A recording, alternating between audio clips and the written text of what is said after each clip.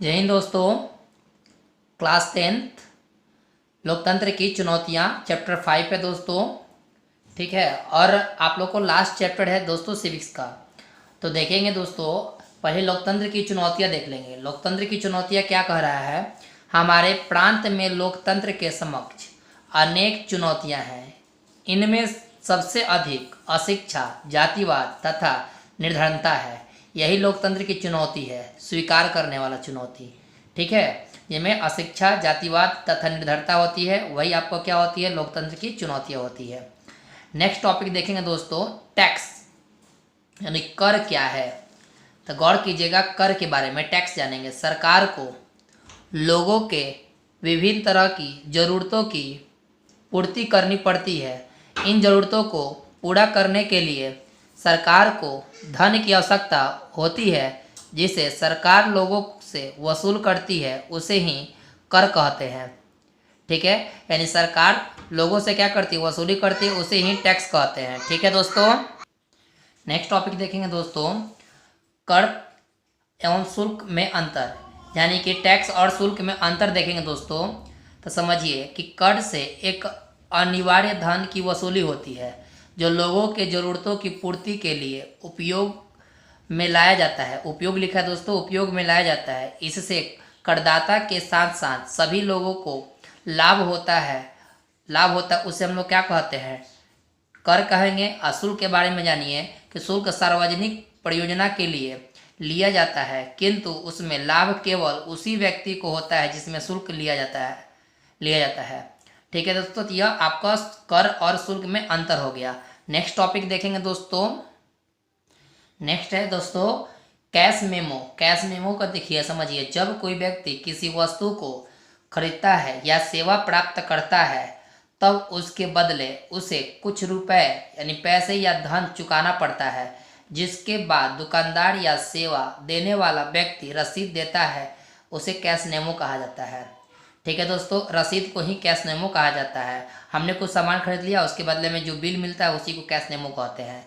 ठीक है दोस्तों। अब आते हैं दोस्तों प्रश्न उत्तर पर। प्रश्न उत्तर के अति लघु देखेंगे कि लोकतंत्र जनता के द्वारा तथा जनता के लिए शासन है कैसे।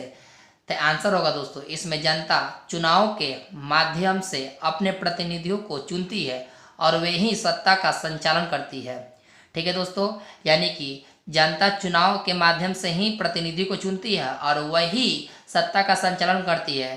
ठीक है दोस्तों, वही सत्ता की संचालन करती है। ये भी पूछेगा, ये किसने कहा था? तो अब्राहम लिंकन ने कहा था। ध्यान रखिएगा, इस डिफिनेशन को किसने कहा था? तो अब्राहम लिंकन ने कहा था। अब आएंगे कि केंद्र और राज्य सरकारों के बीच आपसी टकराव से लोकतंत्र कैसे प्रभावित होता है। तो गौर कीजिएगा, इससे राष्ट्रीय विकास में अवरोध उत्पन्न होता है और जन कल्याण में बाधा पहुंचती है। ठीक है दोस्तों। क्वेश्चन नंबर 3 देखेंगे, परिवारवाद क्या है। तो जनप्रतिनिधि के निधन या इस्तीफे के बाद रिक्त स्थान पर उसके ही किसी परिजन को पद स्थापित कर दिया जाए अथवा चुनाव का टिकट दे दिया जाए, वही परिवारवाद कहलाता है। ठीक है दोस्तों। नहीं समझे? जैसे चिराग पासवान, आपको मृत्यु हो गए थे, उनके निधन हो गए थे, तो उनके बेटे को मिल गया कि नहीं मिल गया, तो वही परिवारवाद, यानी कि वह चलता जाता है, उसी को क्या कहते हैं? परिवारवाद कहते हैं। नेक्स्ट देखेंगे क्वेश्चन नंबर 4। क्वेश्चन नंबर 4 देखिए, आर्थिक अपराध का अर्थ बताइए। तो ऐसे अपराध जो मुद्रा के अवैध व्यापार, करों की चोरी यानी ईटीसी से जुड़ा हो, उसे आर्थिक अपराध का अर्थ माना गया है। यानी कि अवैध व्यापार करना और करों की चोरी करना, यानी टैक्स को चोरी करना है ना, वही तुम्हारा आर्थिक अपराध कहलाता है। क्वेश्चन नंबर देखेंगे दोस्तों 5, सूचना को अधिकार का कानून लोकतंत्र का रखवाला है कैसे। तो देखेंगे, सूचना के अधिकार के तहत लोग सरकारी कार्यक्रमों के काम काज संबंधी जानकारी प्राप्त कर सकते हैं तथा भ्रष्टाचारियों के संबंध में जानकारी प्राप्त कर उन्हें नियंत्रित कर लोकतंत्र को समृद्ध करते हैं, वही लोकतंत्र का रखवाला होता है। ठीक है दोस्तों, लोकतंत्र के समृद्ध करते हैं, वही लोकतंत्र का क्या होता है? रखवाला होता है। अब आएंगे दोस्तों लघु तरीय आएंगे। लघु तरीय में लिखेंगे क्या कि लोकतंत्र से आप क्या समझते हैं।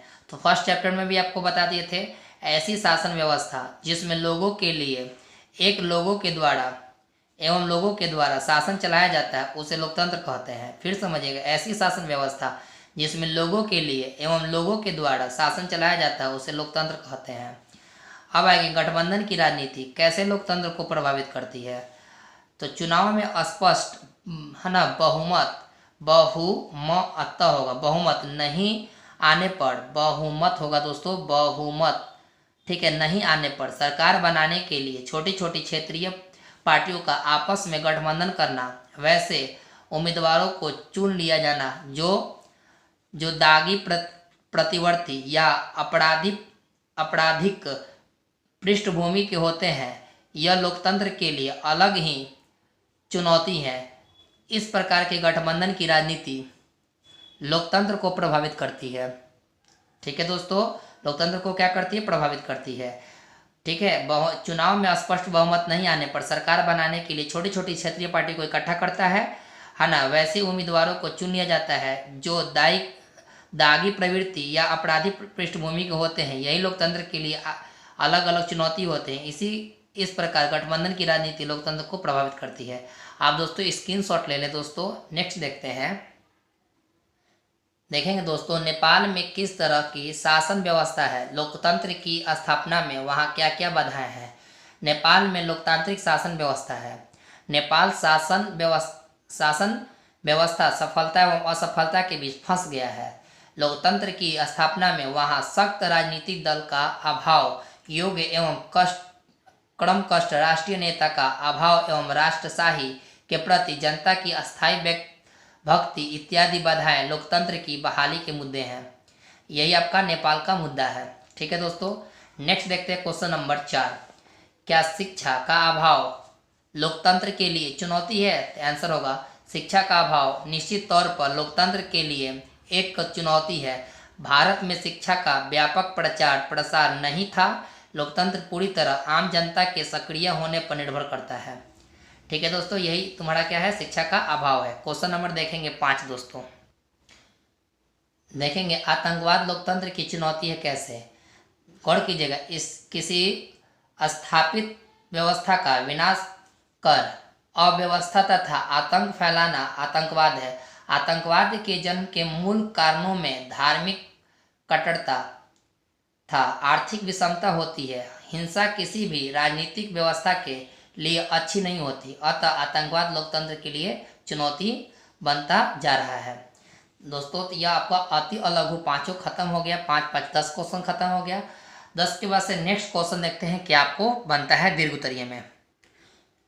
दीर्घ उत्तरीय पर विचार करेंगे दोस्तों। वर्तमान भारतीय राजनीति में लोकतंत्र की कौन कौन सी चुनौतियां हैं। तो भारतीय प्रजातंत्र के सामने अनेक चुनौतियां हैं। पहला, शिक्षा का अभाव में भारत में शिक्षा की कमी है, ज़्यादा लोग अशिक्षित है।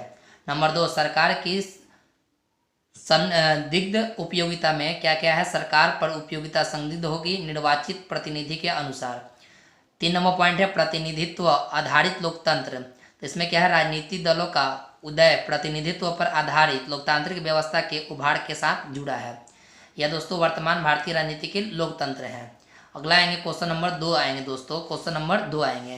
क्वेश्चन नंबर 2 है क्या कि बिहार की राजनीति में महिलाओं की भागीदारी लोकतंत्र के विकास में कहाँ तक सहायक है। तो बिहार की राजनीति में महिलाओं की भागीदारी सबसे कम है। इसका सबसे बड़ा कारण यह है कि अशिक्षा जो बिहार में सिर्फ 47% है। परिणाम स्वरूप यहाँ की जनता राजनीति में महिलाओं की भागीदारी को सही अर्थों में समझ नहीं पाते। सही बात है, सही अर्थों में समझ नहीं पाते। यही बिहार की महिलाओं की भागीदारी है। अगला है दोस्तों कि परिवारवाद और जातिवाद बिहार में किस तरह से लोकतंत्र को प्रभावित करता है। तो समझने की कोशिश कीजिएगा दोस्तों कि परिवारवाद को हमने अति लघु उत्तरीय का 3 नंबर लिखवा दिए हैं। तो हम लोग जानेंगे जातिवाद के बारे में। तो भारतीय संदर्भ में राजनीति की चर्चा में जाति एक महत्वपूर्ण कारक है। जाति को यदि राजनीति की अधिकांश चुनौतियां ही समाप्त हो जाए तो बिहार भी इससे अछूत नहीं होंगी। तो यानी कि यह जातिवाद का है, परिवारवाद का, दोनों मिला दीजिएगा तो आंसर आपका परिवार और जातिवाद का अंतर भी दिख जाएगा और बिहार में भी दिख जाएगा। ठीक है दोस्तों, नेक्स्ट देखते हैं क्वेश्चन नंबर 4। देखेंगे दोस्तों, क्या चुने हुए शासक लोकतंत्र में अपनी मर्जी से सब कुछ कर सकते हैं? किसी भी लोकतंत्र में, आंसर होगा किसी भी लोकतंत्र में यह संभव नहीं है कि चुने गए शासक अपनी मर्जी से सब कुछ करें। सभी की सीमाएं कानून के द्वारा तय कर दी गई है। इसमें विपक्ष की भूमिका भी अति महत्वपूर्ण है, क्योंकि चुने गए शासकों को अपनी सीमाओं का उल्लंघन करने से रोकती है। इसके भय से वे अपनी मनमानी नहीं कर पाते। ठीक है दोस्तों, यह आपका चुनौतियां हैं लोकतंत्र का, मनमानी नहीं कर पाते। ठीक है दोस्तों, अगला क्वेश्चन देखेंगे, क्वेश्चन नंबर 5। ठीक है, क्वेश्चन नंबर 5 देखिए दोस्तों, कर न्यायिक की भूमिका लोकतंत्र की चुनौती है, कैसे? इसके सुधार के उपाय बताइए।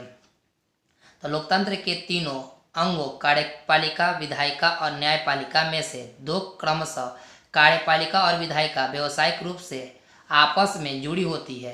किसी मुद्दे पर इनका एकमत हो जाना आम बात है, क्योंकि इनको साथ मिलकर चलना होता है। इसी है ना, इसके कारण कई बार जनता हितों की रक्षा नहीं कर पाती है एवं कानून का भी हनन होता है। इस समय इसके तीसरे अंग न्यायपालिका का सक्रिय होना अत्यंत आवश्यक हो जाता है। यानी तीनों संघ लास्ट में मिलना ही पड़ता है, तभी न्यायपालिका की भूमिका मजबूत होती है। ठीक है दोस्तों, क्वेश्चन नंबर 6 है, क्या आतंकवाद लोकतंत्र की चुनौती है? तो देखिए दोस्तों, हाँ, लघु उत्तरीय प्रश्न नंबर 5 नंबर लिख लीजिएगा, तो अति लघु का आपको कंप्लीट हो जाएगा। तो दोस्तों, अति लघु दीर्घ पूरा समाप्त हुआ। अब इसका वीवीआई देखेंगे और वस्तुनिष्ठ देखेंगे। ठीक है दोस्तों, देखिए दोस्तों, इसका वीवीआई देखेंगे। आपका वीवीआई अति का 1 2 3 4 5, अति का 5 है, लघु का 1 2 4 5 है, याद रखिएगा 1 2 4 5, और दीर्घ का दोस्तों 1 2 3 है। ठीक है दोस्तों, ये आपको यही क्वेश्चन आपको याद करना है। ठीक है, अब आते हैं वस्तुनिष्ठ पर। देखेंगे दोस्तों, वस्तुनिष्ठ लोकतंत्र की सफलता निर्भर करती है। तो भाई किस पर निर्भर करती है? तो आंसर होगा नागरिकों की विवेकपूर्ण सहभागिता पर। 15वीं लोकसभा चुनाव से पूर्व लोकतंत्र में महिलाओं की भागीदारी थी, तो बुआ 10% भागीदारी थी। कितने परसेंट थी? 10%। आप देखेंगे दोस्तों, लोकतंत्र जनता के द्वारा जनता के लिए शासन है, यह कथन किसने कहा था? तो अब्राहम लिंकन ने कहा था।